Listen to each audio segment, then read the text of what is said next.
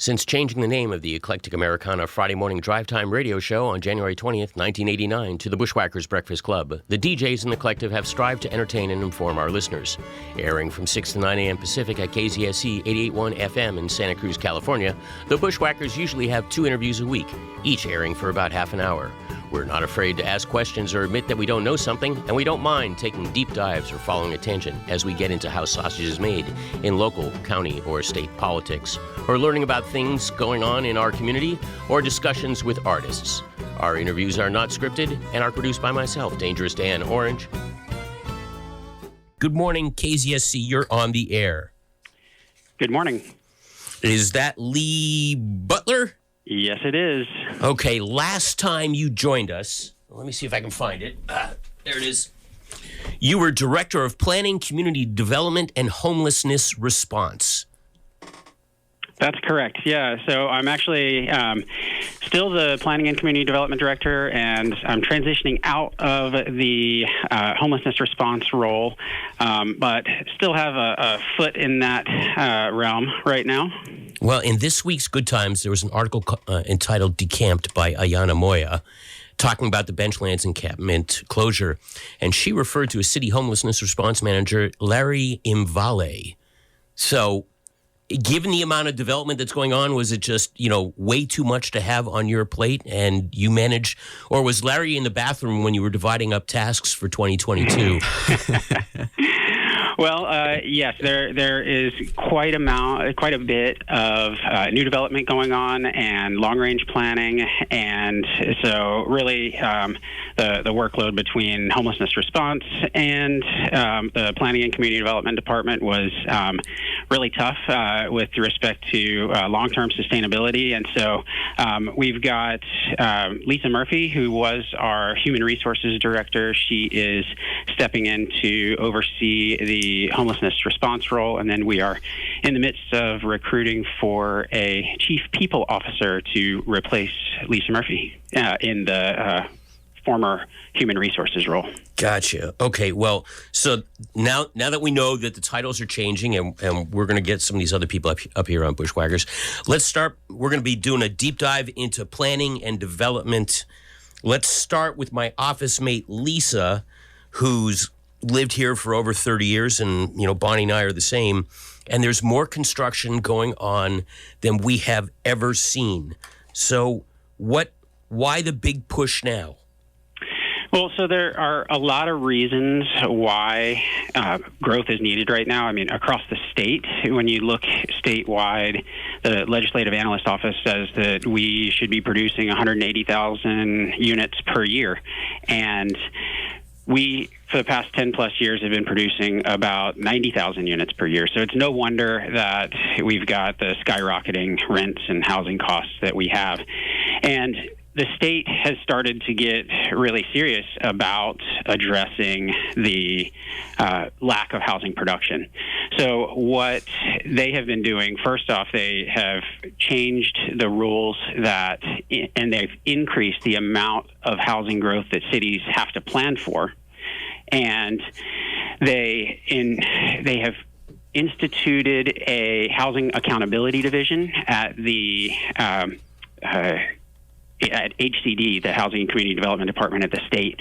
So what that does is it really enforces the housing laws, and the state has been changing those housing laws to make it more and more challenging for cities to reduce the development densities proposed and to deny any residential projects.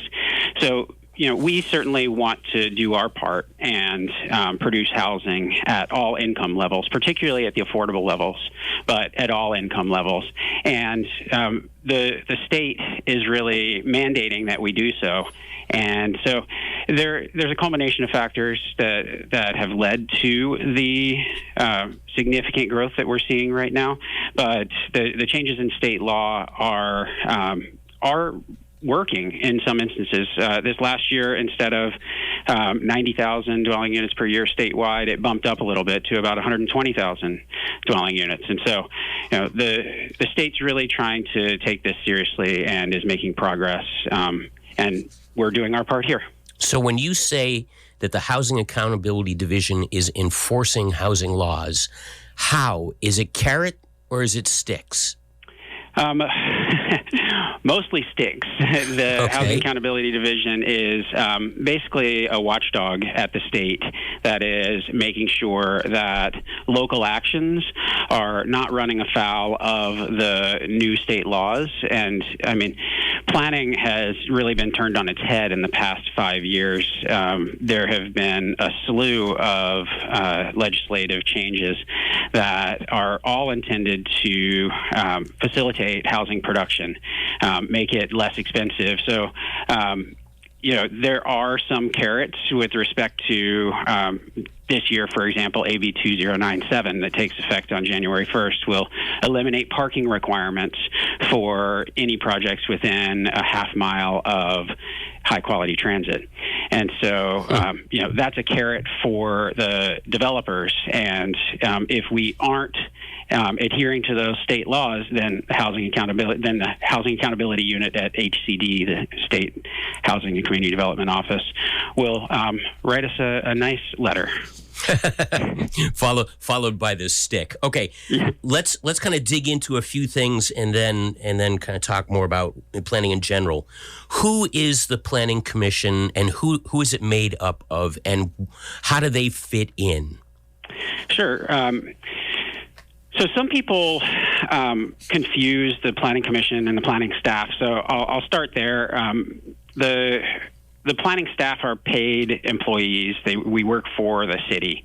The Planning Commission, they're not staff. They're residents who volunteer their time to serve on the commission. They're appointed by the council, and they serve 4-year terms. They often have a background in architecture or engineering or affordable housing. And so there are 7 commissioners. Right now we've got an engineer, a couple professors, an affordable housing expert, someone working in environmental sciences, a green building professional. So a range of related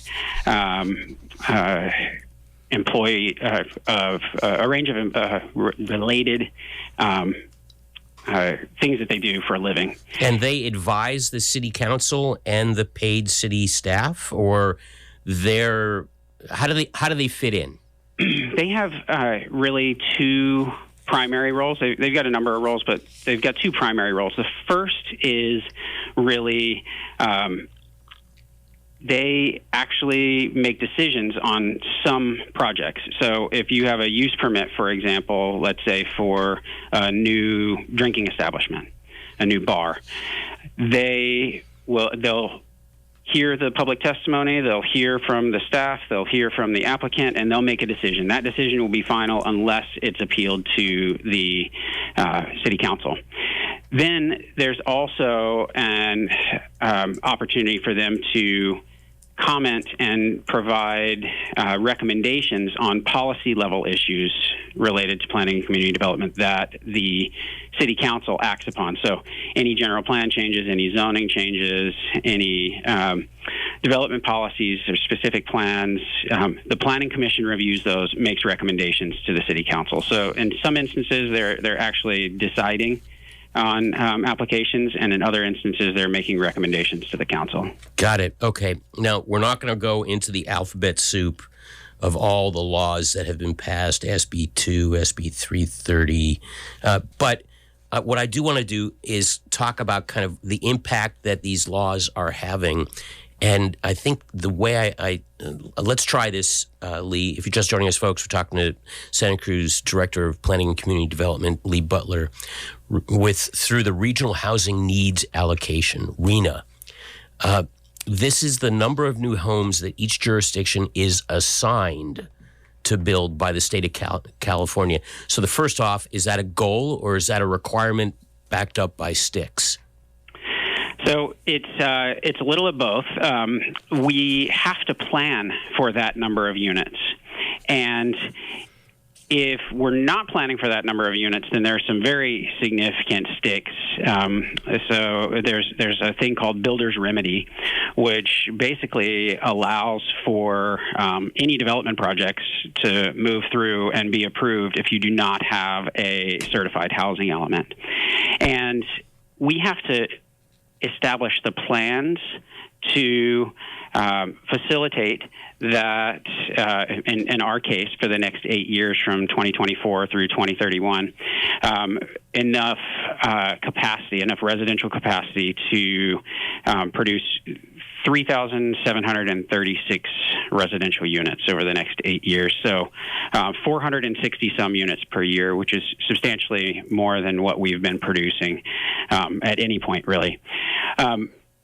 So we aren't usually, the city has a number of affordable housing development projects going on, but we would certainly rely on the private sector to accomplish the full range of affordability levels in the construction of new units. And if we're not, so even if we have a certified housing element and we're planning for the required amount of growth, if we aren't meeting those targets with respect to the housing production, then the state has other laws, new laws that have taken effect in the last 5 years that kick in that further encourage and facilitate housing production and allow development projects to bypass the California Environmental Quality Act, for example. And so, again, the state is getting very serious in trying to produce as much housing as they can, and the regional housing needs allocation and the housing elements, it used to be a planning tool that didn't have nearly as many sticks behind it, and the state is changing that. So let me pause you for a moment. You've gone from the state to the city, but in between there's a critical step that I'm trying to wrap my brain around, and that is that the RHNA, the Regional Housing Needs Allocation, sets housing units for each jurisdiction, and our jurisdiction is the entire Monterey Bay. So the Association of Monterey Bay Area Governments, AMBAG, allocates the number of units within the whole AMBAG area to the various cities and unincorporated areas. So who's AMBAG, and how did they come up with that decision? Did you lose out if your county supervisor didn't make it to that meeting? So who's AMBAG, and how do they fit into this in terms of allocating, the number of units that need to be built? Because as we'll come around to, Santa Cruz seems to be absorbing, quite a big chunk of it. So let's start with AMBAG. Sure. So AMBAG is the Association of Monterey Bay Area Governments, and the state assigns what's called a regional housing needs determination to the region, to AMBAG, and then AMBAG's role is to dole that out to the various jurisdictions. Every city and county here, and in Santa Cruz and in Monterey County, and they go through an extensive process whereby they're looking at a whole range of factors: the concentration of jobs, the risk of wildfire, sea level rise implications. They look at transit access, and they also look at affirmatively furthering fair housing issues, like what is what's the ratio of wealthy to poor, and what's the ratio of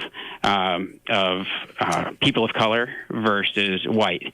And they actually they change not only the number of residential units that we need to plan for based on those criteria, but also the distribution of affordability levels.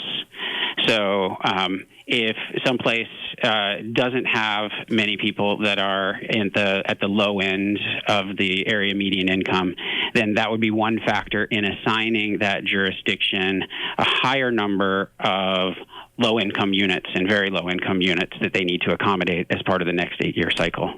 Got it. Okay.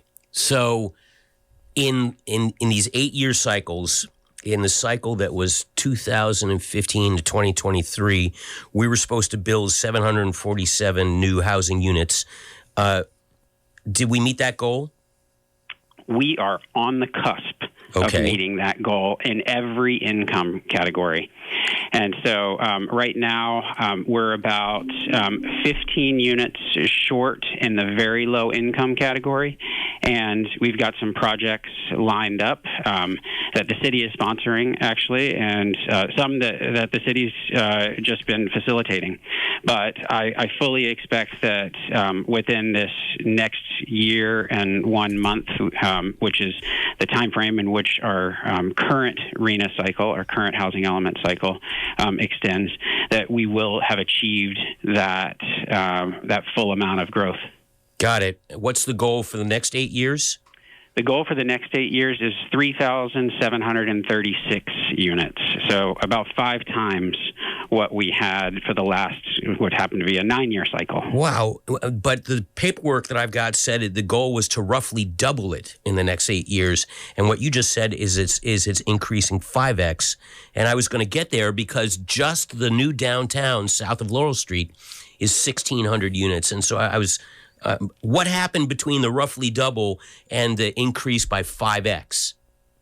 Well, I'm not sure where the roughly double came from. I can say that Housing over 101. The past 7 or so years, we would essentially have to triple the rate that we have been growing in order to meet the RHNA targets that we've got. So, I mean, if that gives you a little perspective, and that's close to doubling. That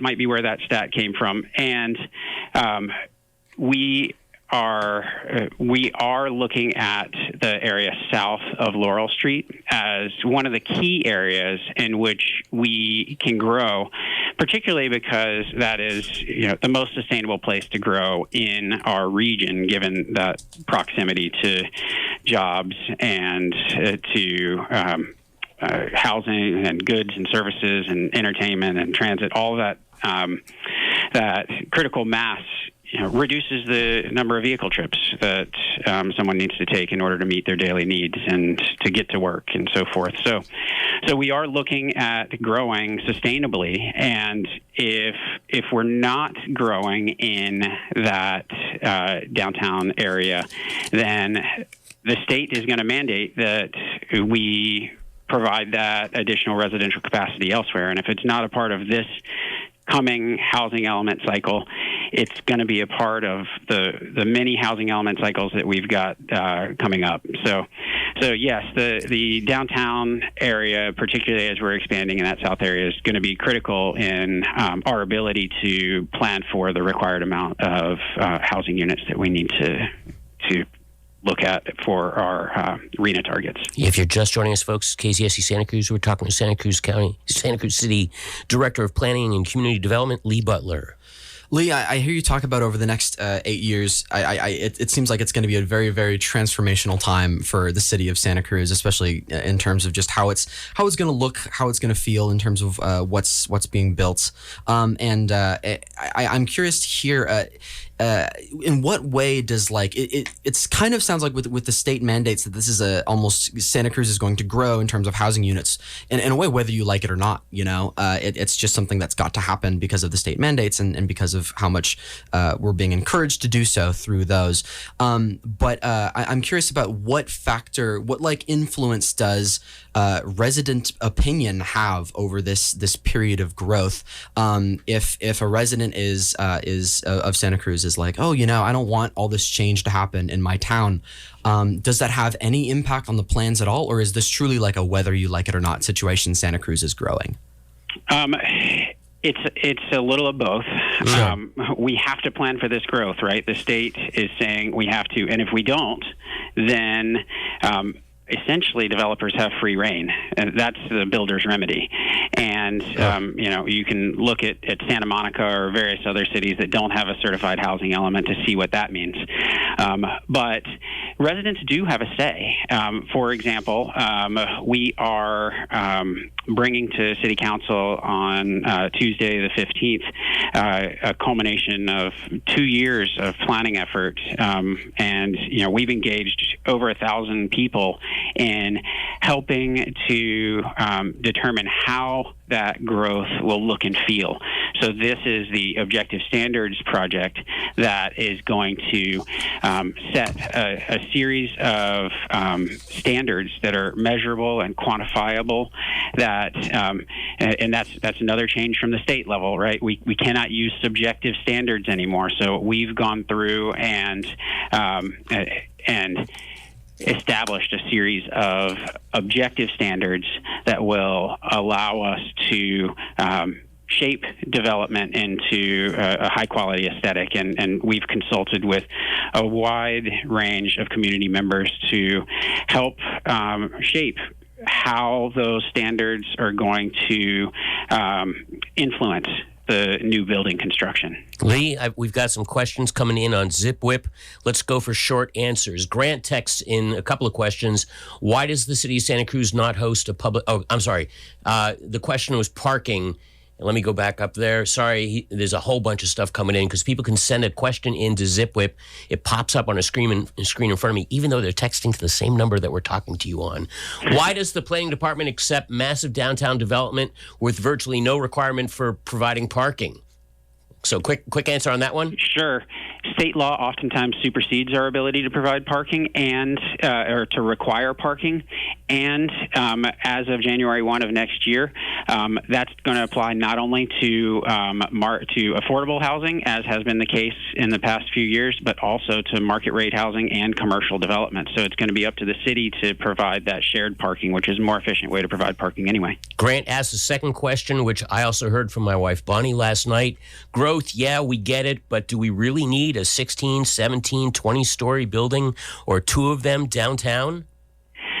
So if we're not planning for substantial amounts of intensification in the downtown area, those housing capacity increases are going to have to be pushed elsewhere. And whether that's part of this housing element or future housing elements, these buildings are going to last for 80, 90, 100 years.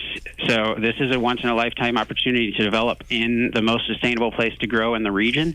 And we want to take advantage of that, especially because this isn't just planning for right now. This is planning for many decades, and the state is going to continue to put pressure on us to develop, and we're going to have to plan for additional growth. And so the only place we're going in Santa Cruz is up. We're not going into Moore Creek or into Pogonip or into De La Viega. We have to grow up. And so the question is, how much do we want to grow up and where? And if we're not going up in the downtown, we're going to be going up elsewhere. Patricia sends in, water resources seem to be absent from the planning. That's actually not correct.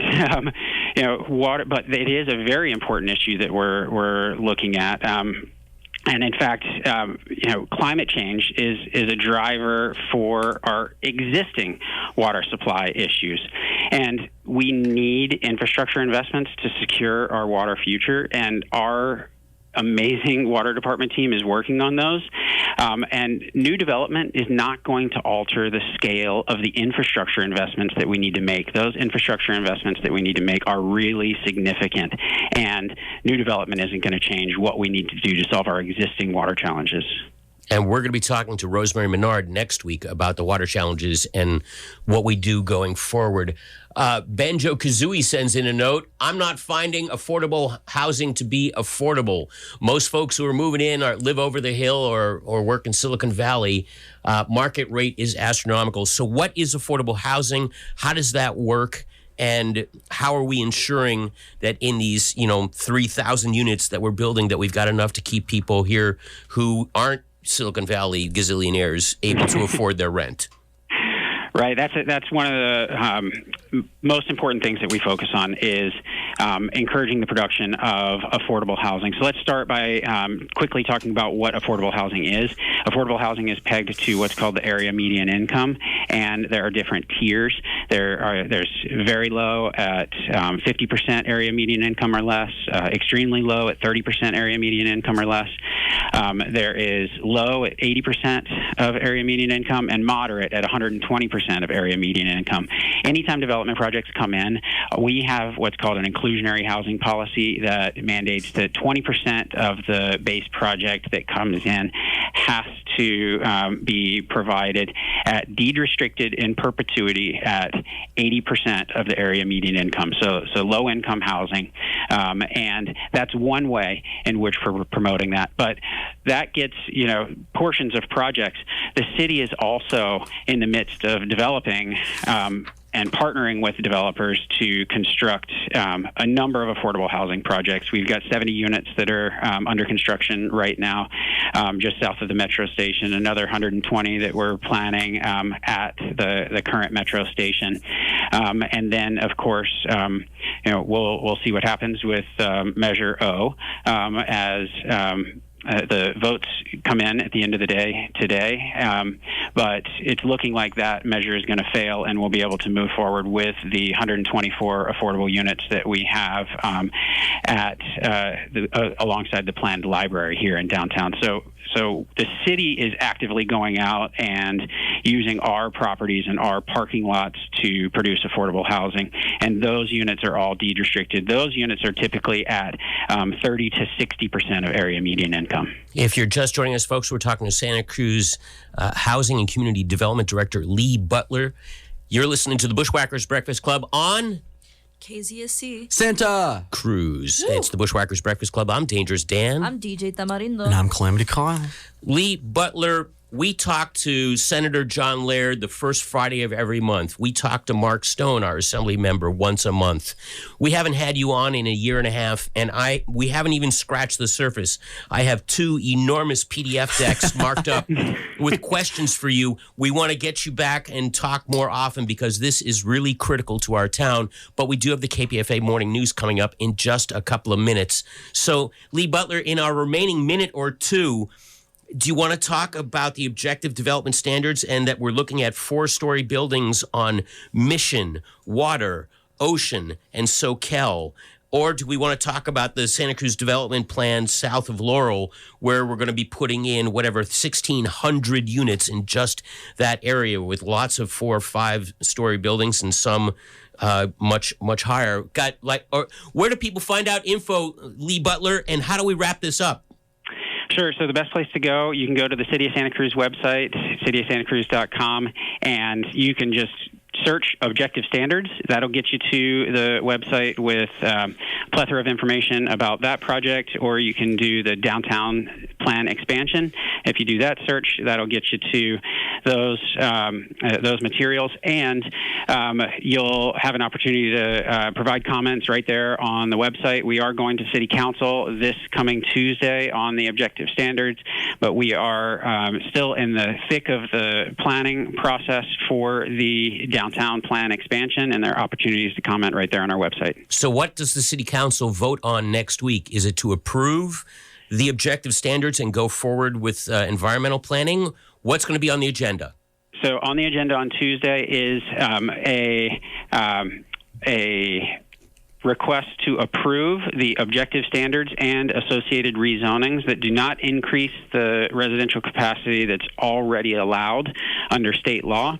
So they're just providing the city with more opportunities to control what type of development we are seeing in our city. Right, because we've got a new mayor who's coming in. There's going to be some changes at the city council. So, and I'm sure, new people want to have their opinions heard. This is an enormous topic for our town. Lee Butler, thank you so much for taking the time. Thank your staff, Sarah and Eileen, for helping us out and pointing us toward all sorts of stuff. We are going to continue the conversation, I hope, maybe in about a month. Happy to talk with you. Fantastically. Have a great morning. Be well. Thank you, Lee. Thank you. Thank you. Thank you. Cheers. You've been listening to a podcast from an interview on the Bushwhackers Breakfast Club on KZSC 88.1 FM in Santa Cruz, California. This interview has been produced by myself, Dangerous Dan Orange. KZSC is a student-run college and community non-commercial educational radio station broadcasting from the UC Santa Cruz campus. You can stream KZSC online at kzsc.org. Thanks for listening.